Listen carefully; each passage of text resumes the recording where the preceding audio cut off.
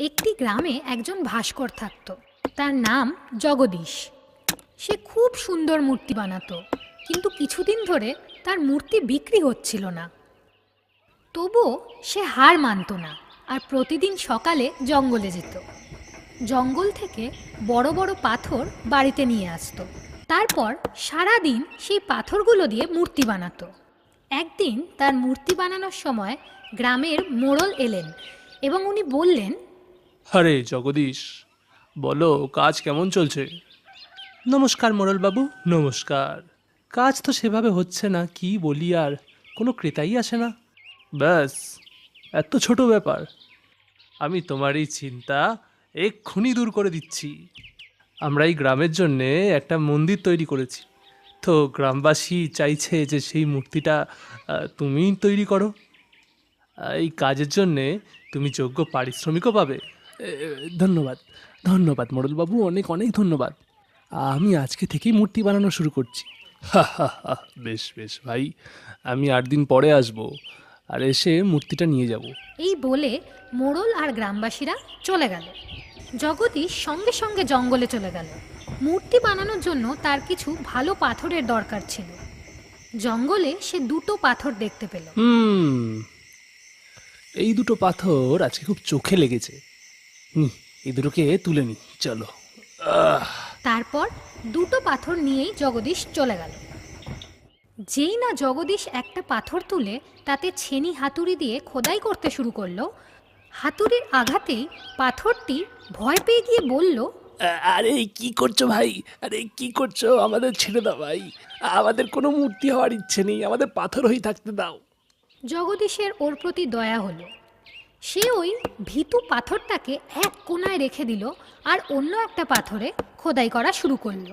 কিছুদিনের মধ্যেই জগদীশ সেই পাথর দিয়ে একটি গণেশের মূর্তি তৈরি করে ফেলল। কিছুদিন পর মোড়ল এলেন এবং বললেন, কি ভাই, মূর্তি হয়েছে না হয়নি এখনো? আগে মোড়লবাবু, নমস্কার নমস্কার নমস্কার। আপনার মূর্তি তো একদম তৈরি হয়ে গেছে, নিয়ে যান। আহা, বাহ বাহ বাহ বাহ বাহ, কি সুন্দর, অসাধারণ হয়েছে না? বাহ বাহ বাহ। এই নাও, এই নাও ভাই তোমার পারিশ্রমিক। এই মূর্তিটাকে নিয়ে এবার মন্দিরে প্রতিষ্ঠা করা যাবে।